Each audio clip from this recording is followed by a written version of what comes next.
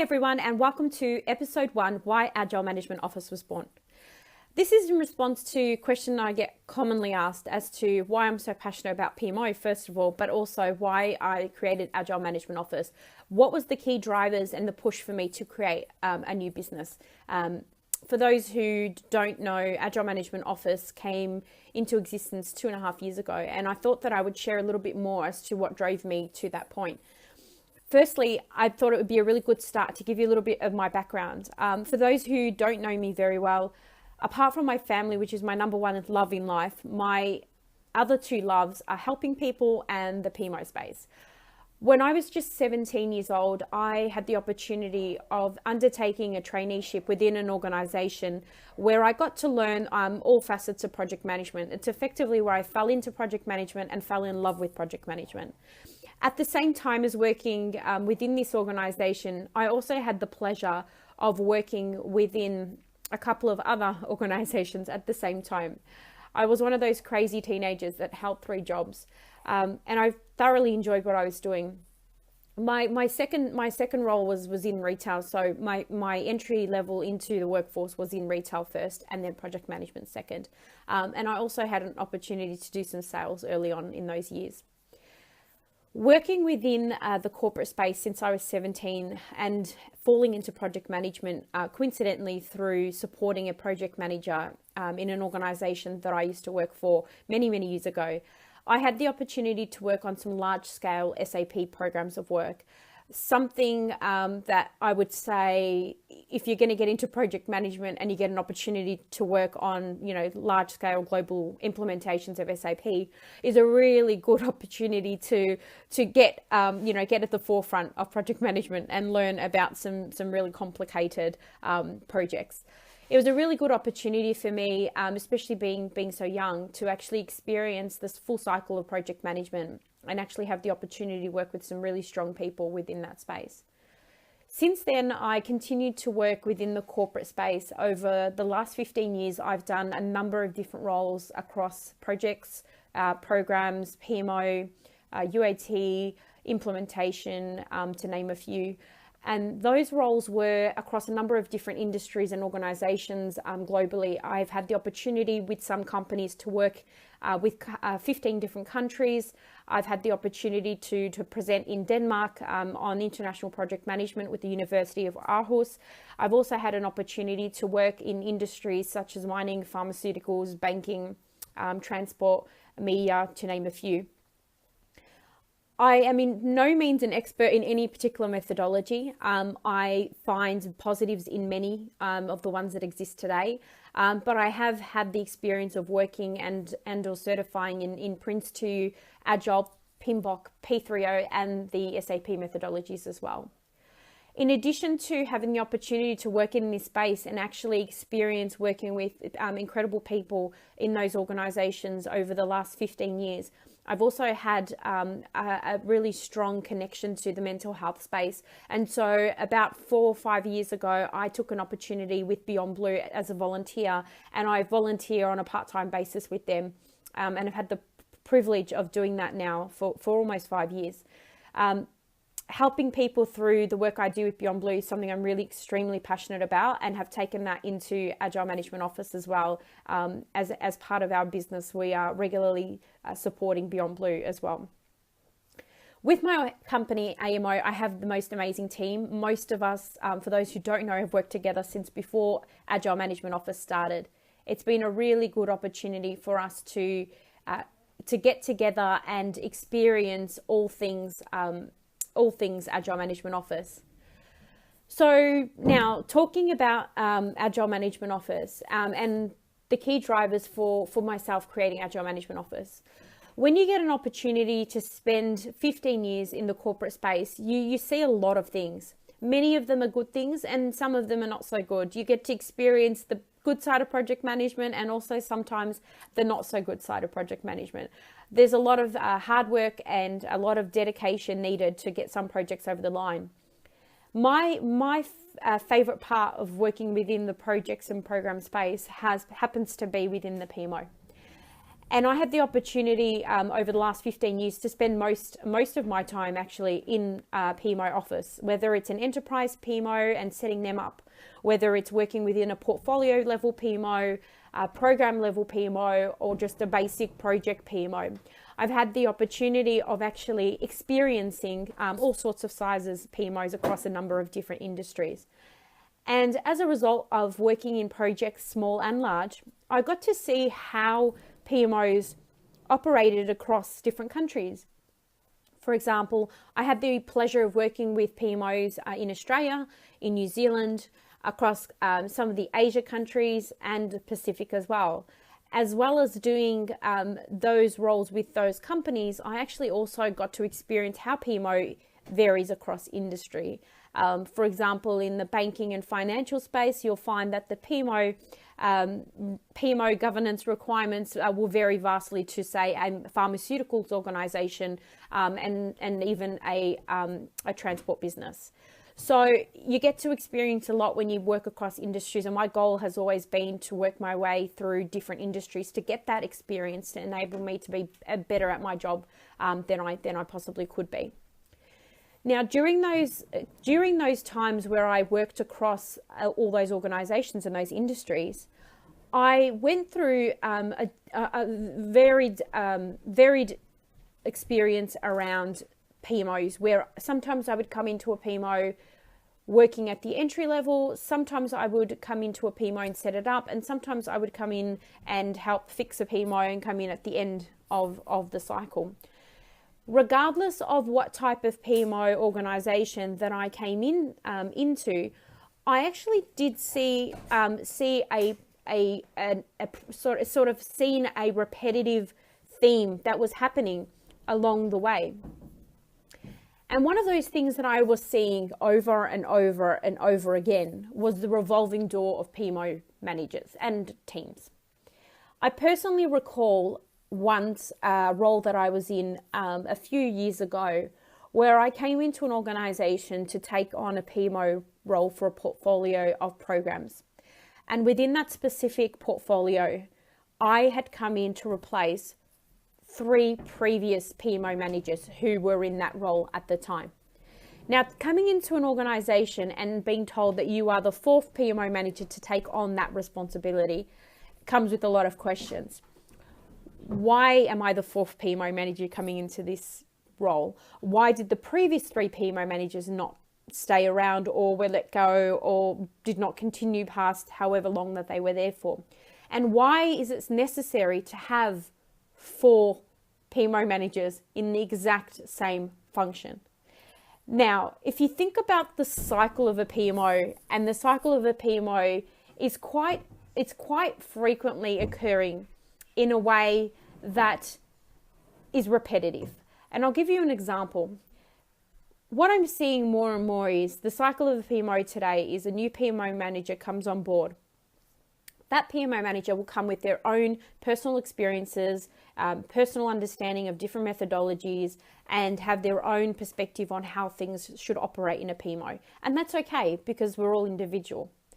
And that PMO manager will come into the PMO and they will either pick up where someone left off or set it up from scratch. Let's assume they're setting up the PMO from scratch. They're coming in, they're looking at what's there, they're having conversations, initiating conversations with stakeholders, understanding the requirements, and defining the necessary requirements for what is needed to occur in that PMO. Sometimes there's team members involved in addition to a PMO manager, sometimes there may not be. Regardless of that, the PMO manager continues to do the carrying on of work and helping run the function and supporting the teams that the PMO is there to support. Now, for whatever reason, at a point in time, whether it's 3 months, 6 months, 9 months, or 2 years down the track, the PMO manager in that particular role decides to move on, is either let go, their contract's not extended, they go on carer's leave, whatever the reason might be, the PMO manager moves on. Then what happens? The internal recruitment teams or the external recruiters who are helping out the organization will go out and put an advertisement, and they will start recruiting a new PMO manager replacement.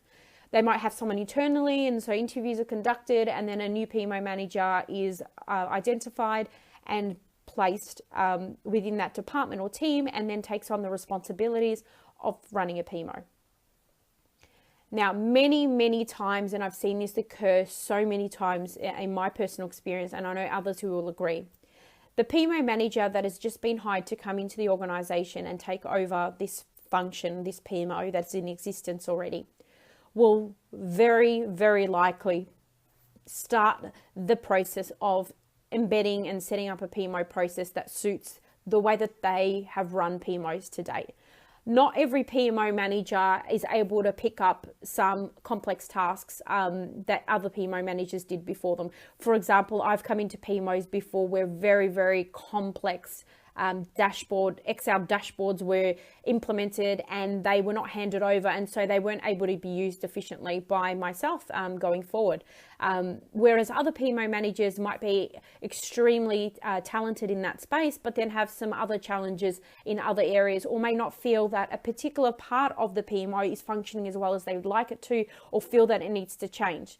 Whatever the reason may be, the PMO manager will start reinitiating with stakeholders, re-identifying needs, looking at processes, reviewing and assessing what needs to change, probably implementing new reporting protocols or templates and whatnot. And they will do this until they get to a point where they have a PMO function that operates the way that they feel is necessary for the function. But let's just hypothetically say that that PMO manager moved on again. Now, this is a real scenario that's happening in organizations everywhere. I can't tell you the amount of times that I personally came in and replaced a previous PMO manager, but also know many people who have as well.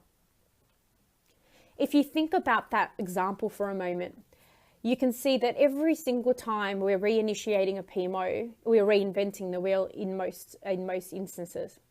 It's neither efficient nor is it effective good governance, and organizations overall are suffering as a result of the organization's changes in those PMOs. It's not happening just in one department. It actually happens across organizations, and it's very common. The bigger the organization, the more complex the PMO structures are, and the more complexity around how many times this actually occurs.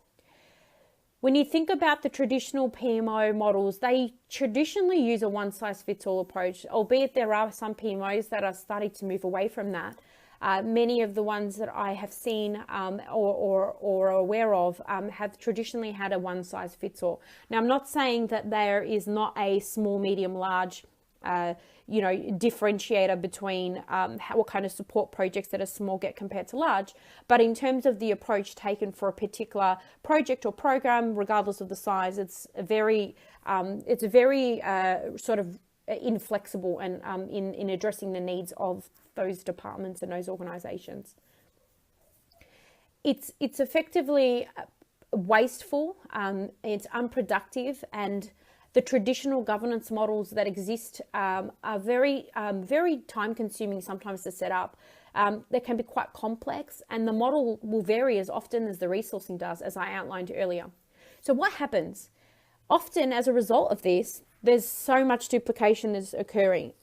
I've seen duplication in organizations from one department to another, and they're effectively doing the same task with the same outputs that's going to the same board. It effectively impedes delivery as well, because every time there's a change in PMO manager or a particular approach in the PMO or a process, what happens is that the PM community or the BAs or the test, whoever it is that's within that department, in that team, has to then get up to speed with the changes that are happening. And so it impedes delivery. It actually can impede the teams from doing what they need to do or doing it as efficiently as they need to. And then as a result, it can impact speed to market. So seeing this occur in a number of organizations, and personally being one of those PMO managers that came through the revolving door of PMO, as I like to call it, I just felt that this was not an effective way of doing things, and there had to be a better way. I mean, PMOs have been around from as early as the 1930s, and a lot more commonly discussed and made brought to more the mainstream in around the 1950s. But overall, the concept of PMO has not really changed that much. And so after seeing the constant rework, the duplication, the inefficiency in process, the revolving door of PMO managers, and the unproductivity that occurs as a result of reinventing the wheel time and time again, I felt there had to be a better way. So in conversation one day, I was having a discussion with an executive and the idea of Agile Management Office was born. I identified the need to actually change the way we did things in PMO and provide a more flexible, pragmatic, agile in terms of agility approach to the traditional PMO, and decided that it was time for a new concept that was AMO, and that is how AMO was effectively born.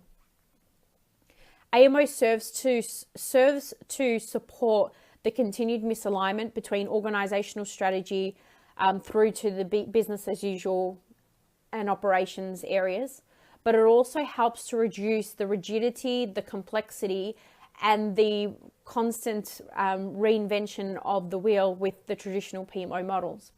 It results in duplication of effort, and the way that it does that is through our defined model. Our model is equipped with providing a more pragmatic, supportive governance model that fits any industry, any organization, and is completely methodology agnostic. So you don't actually need to have a specific methodology in place or a specific function in place to have this work. It actually is an opportunity to enhance what you've currently got today by assessing what's there and then effectively overlaying, irrespective of size, better alignment through the introduction of an AMO. In further podcasts, I will share more with you about how the AMO model and method varies to a traditional PMO. But in light of the earlier comments around what I've just discussed, these are common themes that are occurring in organizations many times over. They are things that I've personally seen and others have agreed, have seen. My team have been part of the experience where they've been in organizations where this has happened as well. I'm currently consulting and advising to a number of organizations, and it's occurring there as well. I mean, no organization is immune, and it seems as the bigger the organization, the more complicated their governance structures are. In this day and age, it's important that we are looking at enterprise agility as a whole. And with Agile Management Office, we are able to provide that enterprise view of agility and governance, and making sure that it is fit for purpose and provides the right outcomes and the right level of support as needed for that specific organization. Unlike a traditional model, which is usually a cookie cutter approach that is, spread across an organization. We have to understand that does not necessarily work. It is proving to have its problems, and I think that PMOs as a whole need to continue to evolve to stay relevant and avoid being one of the statistics of PMOs that are considered failing. I think there is a lot of positive things that PMOs can do for an organization, and I am a big believer in having a PMO. I think that organizations can benefit, but the way that PMOs approach in some organizations needs to change. It needs to evolve. It needs to refresh. It needs to take a look at itself and start to change the way that it does things. If you think about project management, it's evolved so many times over. It's time for the PMOs to evolve. And with Agile Management Office, we are hoping to help to drive that. So that's a little bit about myself and a little bit about the drivers for creating Agile Management Office. We have been around for a couple of years, about 2.5 years now, and are really looking forward to sharing some more information, insights, and knowledge. You can find out more through subscribing to our newsletter, Agile Ideas. You can subscribe to our podcast. You can send me an email if you have any questions or comments about anything I've discussed today. At Fatima, FATIMAH.A at agilemanagementoffice.com. I hope that this has been helpful and has helped to provide a little bit more of a understanding as to why Agile Management Office was created, why it was born, and hopefully in future podcasts I'll be able to share a little bit more about how it actually differs from the traditional PMO models. Thank you so much for listening. I really appreciate your time. Until next time, what's your hashtag Agile idea?